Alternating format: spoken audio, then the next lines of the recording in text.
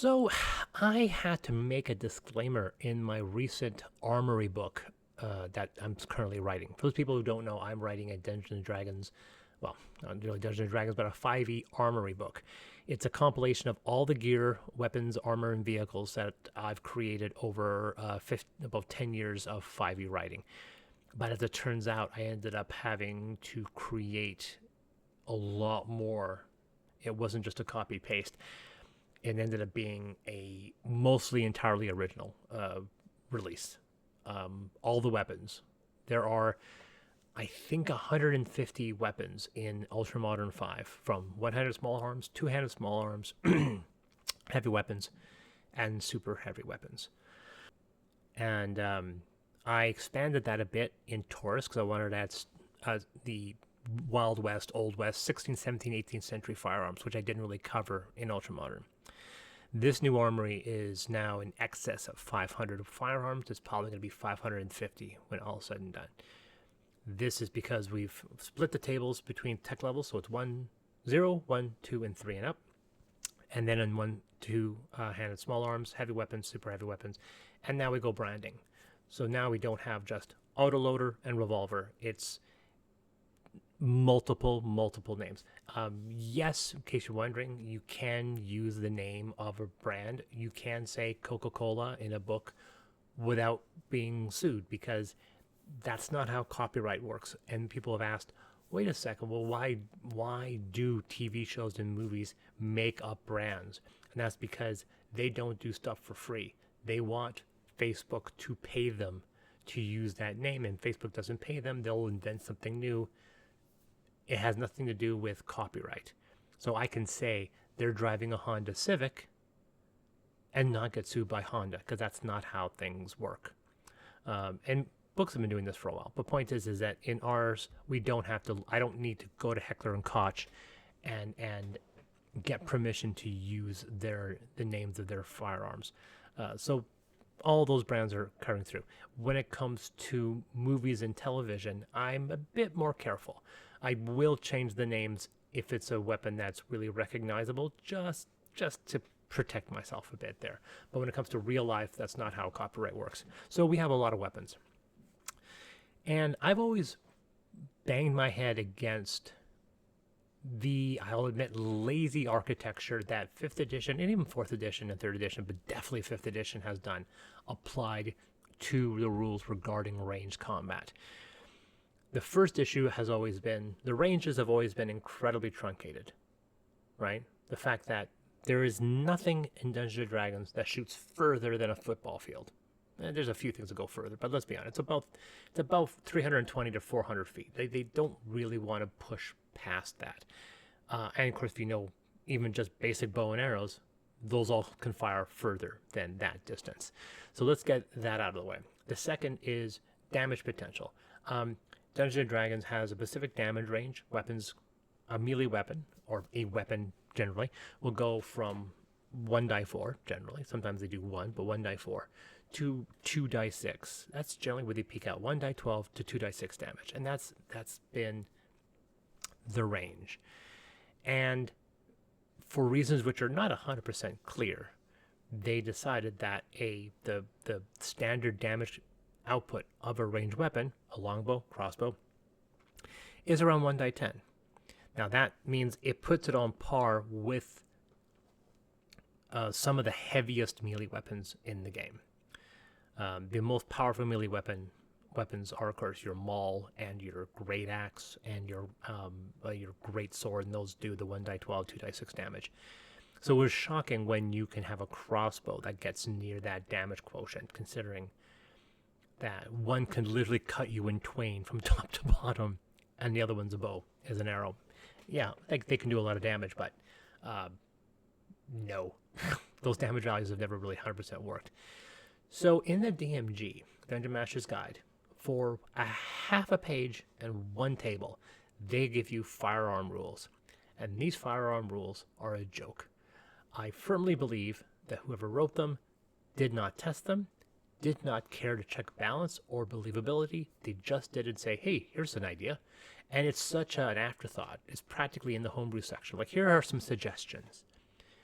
And a lot of critics have used that section as proof that you can't do range combat in D&D because it doesn't work. And my answer to that is that it doesn't work because they never bothered to try to make it work. You can make it work quite easily. Now, when I wrote Ultramodern 5, I made the decision to play within that architecture. I very much regret it, and I'm not doing that with Ultramodern 5. And what I mean by that, before people get angry in the comments, is let's look at specifically what they wrote. The funny thing is that I actually know what page it was in. So it is part of the Dungeon Master's Workshop. So it's definitely something where they're giving you more optional rules and optional ideas. The first thing we talk about is their pistol. Now this is obviously a Renaissance, they say it's under Renaissance item. So this is a standard, they have the blunderbuss under, and so forth. And in their pistol, they have it doing 1 die 12, with a musket doing 1 die 12. 1 die 10 and 1 die 12. Now, first of all, beyond the fact that once again, the musket has a range of 120 feet. And that is a 40-foot normal range, which means after 40 feet, it's no longer accurate. If you're proficient with a musket, I'm not, but I've actually seen people fire muskets in person. That's kind of insane. Muskets generally have a longer range than that, but we'll get into that. And they do 1 die 12. Now, beyond the fact that the caliber of a musket is actually quite large, they're not propelled with a lot of velocity compared to modern firearms, and that's where the damage kind of changes. And this is where things get interesting. They have a musket listed as 1 die 12, which means they're doing the musket. A musket is doing the same damage as a great sword and a great axe and a maul. And I was like, that doesn't make sense. It is arbitrary, and it always has been arbitrary, and that's fine, because generally, if a short sword goes through you, you're still probably going to die, even though it peaks its damage at die 6, compared to the great sword, which does die 12. You're still getting killed, but in D&D, in the rules of 5th edition, or the tabletop role-playing games in general, you're shrugging that damage off almost every time. So it feels arbitrary to say, well, they can make it 1 die 12. So what? So they make it 1 die 12. But that creates that precedent that everything else that's more advanced has to increase that damage thusly. So as a result, a basic automatic pistol in the modern age does 2 die 6, which means it does the same damage as a greatsword. And we go further to a hunting rifle that does 2 die 10. Now a hunting rifle, maybe a 22, I don't know what, they don't actually say the ammunition, but it's a hunting rifle, does more damage than a great axe. That's BS. And we all know that's BS. And some people said, and people have always said, well, it should do more damage than a bow. I go, yes, but that bow damage itself is erroneous, right? That there's a problem here. There's a problem with the way this system works. And people have said that proves that range of combat doesn't work. And no, it does. You just have to alter the architecture. You have to state that. Yeah, a pistol is probably going to do around the same damage as a short sword. Let's make the rifle the same damage as a long sword. Let's do the larger weapons that do closer to the maul. You can do that. You just have to alter and adapt the architecture so it's balanced to melee weapons. And by saying that, a lot of people vehemently disagree. They automatically say that no, a 38 revolver should do 3 times arbitrary number, 3 times more damage than a crossbow, and therefore, because of that, and I've seen some of the strangest justifications from people on how to make that balanced. Then how do you make a first level character get a pistol without completely and then like rules of they only unlock the full damage at 3rd level and all this, and I'm like, oh God, you are overthinking this. And so when we did Ultramodern 5, as it is following the philosophy of D&D, all of the potential and all the power comes out of the character class, not the weapon. So a lot of people see my tables and said, your damage values are way too low. And I'm like, and yet, whenever I hear feedback from people who played Ultramodern campaigns, they say, your characters are too powerful. So how can we have characters too powerful if they're wielding underpowered weapons?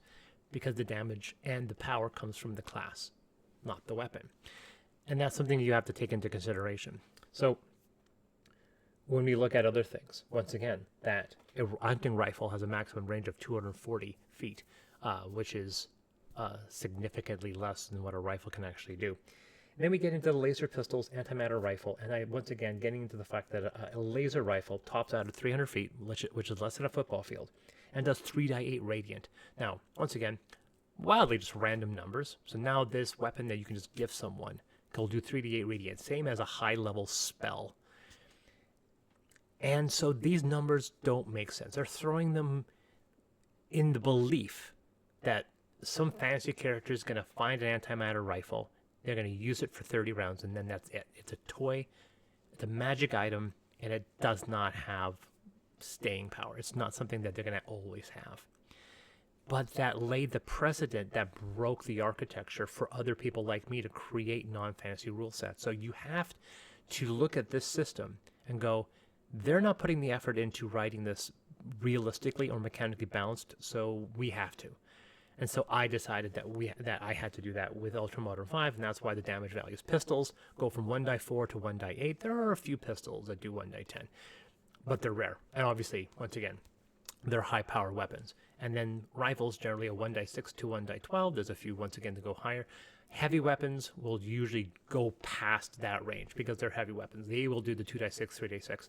And then when we get into super heavy and with heavy weapons, we get this new mechanic where we have a maximized die. So it's 1 die 6 plus 6. It's 1 die 8 plus 8. So there's a minimum high damage value to these weapons. And then we have weapons that do even more. When we get to this new book, this Armory, we have some insanely powerful weapons because we actually do have howitzers, and so now we're doing like 4 die 10 plus 40 on a hit, sometimes 8 die 10 plus 40 on a direct hit. So we have some extremely powerful weapons, but that's fine. We can do that. The point is that the basic weapons are still relatively low. The other issue, which is the other issue which that I had to rewrite, dealt with reloading. In 4th edition, when I was writing Ultramodern 4, I wrote the rule that I made it a balancing mechanic where you can fire weapons as much as you want, but then you still had to use an action to reload. So that was something that you had to make a conscious decision of for reloading if you had a weapon that had few bullets, because you would have to reload. And your character classes had abilities that could allow you to reload faster, which made a gunslinger better at reloading one-handed small arms. A grounder was faster reloading rifles. It gave characters some power. But 5th edition decided to throw that out. And instead, their reload it's a bonus action, which means there's no impediment whatsoever. You can fire, reload, bonus action, fire. Then comes the loading rules. And the loading rules were simple, the fact that the loading mechanic technically isn't a reload mechanic. It's more of, you can fire this weapon only once on your turn. So it's once every turn, which is once every round, once every 6 seconds if you follow the term of 6 seconds per round.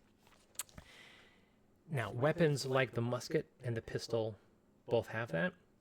Once again, the modern weapons don't have that. They have the reload property where you can reload the weapon with a bonus action. Now, once again, I followed that architecture with Ultramodern 5. I didn't agree with it. I still don't. And I'm throwing those rules out with the Armory. And that may be controversial, but I want to push it. I want to put that and make it realistic again. Primarily, once again, people say, I can reload. Someone's going to say in the comments, oh, I'm a soldier from, in the armed services, and I can reload a pistol in 6 seconds. I go, no, that's not the rule. The rule is you have to reload the weapon in 2 seconds. And someone says, I can do that. I go, yes. You know why? Because you're a professional soldier. You're a professional. You've practiced. If someone gave me a pistol and said, reload this and do it in 2 seconds, it'd take me 2 seconds to figure out how to eject the existing magazine. I'm sorry. If you want to remove your magazine, I couldn't figure it out in 2 seconds how to remove it. But we're saying now that the standard person can reload a magazine in a firearm in 2 seconds, or as not even 2 seconds technically. It is a bonus, free thing that you can do on your turn outside of firing your weapon. And yeah, no, that doesn't jive. And it gets worse when you look at the musket or the pistol. These Renaissance firearms that say that you can fire once per turn. For those people who don't know, it is impossible for anyone to fire a Renaissance firearm in 6 seconds and reload it and fire it again in 6 seconds. You can, I did a lot of research. The fastest anyone has been able to reload a musket and fire it competently was 15 seconds, and that's pushing it. Usually it's 30 seconds or so. That's why you have multiple people firing up in the fire line during the Civil War and the War of Independence. That's how firearms worked. You'd fire, then you'd have to sit down or kneel and take 15 to 20 seconds to reload this gun. Why? You got to pour gunpowder, you got to put the shot in, you got to push the shot down, you got to pull back the flintlock, and you got to aim and fire. The fact that Dungeons & Dragons is implying that you can fire a Renaissance flintlock or a muzzle or blunderbuss every 6 seconds is laughable. But they saying you can do it. And I realized, like, I can't. I just can't anymore. I can't follow this narrow thinking. And just for the sakes of making the game, you have to make the game fun. You have to be able, no, not this time. I'm going to make the game realistic. So one of the things I did finally with the Armory is that I threw out all preconceptions of these 2 tables from the Dungeon Master's Guide that they copied verbatim in the new version of 2024, where they're not putting any effort in these modern rules. So we now have like 6 or 7 different types. There's a rule for muzzle loading. There's a rule for breech loading. A rule for breech loading. There's a rule for if it's a belt-driven weapon. There's a rule if it's a magazine-driven weapon. There's a rule if you load the ammunition manually. But I'm also giving other additional options. For example, there are certain steps that you can take with a bonus action or an action, or you can use your movement. This is something that D&D doesn't like doing, but I was doing in Ultramodern, and I still insist. The fact that you can do something by using up movement, spending 30 feet of movement. And so with weapons like the musket, you can, if you want, spend your action, bonus action, and 30 feet of movement. If you do that twice, you can shoot your weapon on the 3rd turn, which means you're still reloading that weapon for two rounds. And someone was like, well, no one will ever use a rifle. Oh, it'll just be what happens in real life with a Renaissance rifle. You fire it once, and then you throw it away, or you use the bayonet, because that's there for a reason. And that's why people got better firearms. And there are some weapons, for example, like the Viper pistol that John Wick uses in John Wick Part 4, is one of the few weapons that anybody can reload in as a bonus action. There's not very many, but there's a Mag Plus property, which allows you to reload that weapon with a bonus action. Most other weapons require an action to reload. So I've thrown out the reload rules.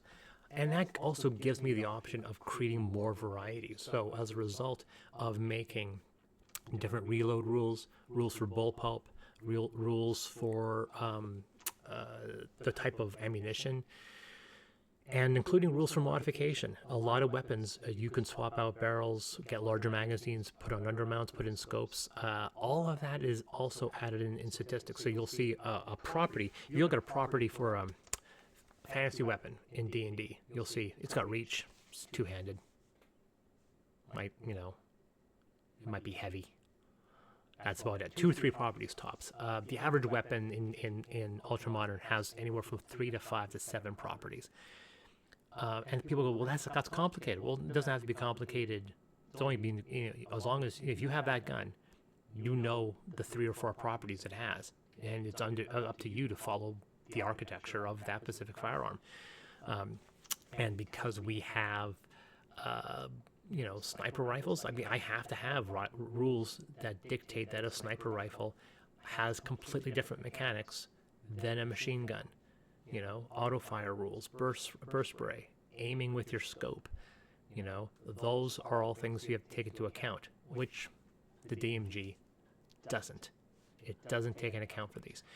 So that must mean people maybe ask, well, does that not make it incompatible with Ultramodern 5? Well, no, it's still compatible with Ultramodern 5. But that being said, I do want to create a player's book, probably my next book after this one, when it comes to mechanics, that puts all the classes that I've made so far, non-fantasy classes, and throw them into one book for a player's guide. And I want to address and make it so that if you are a soldier with an AR-15, you are so much better than that weapon, than the civilian. That the sniper is so much better with a sniper rifle than the grounder. That the gunslinger is so much better with a pistol than the grounder. To make these classes feel unique and powerful. And yeah, in case you're wondering, I do put new mastery rules. So this new armory is compatible with both the old and the new version of D&D.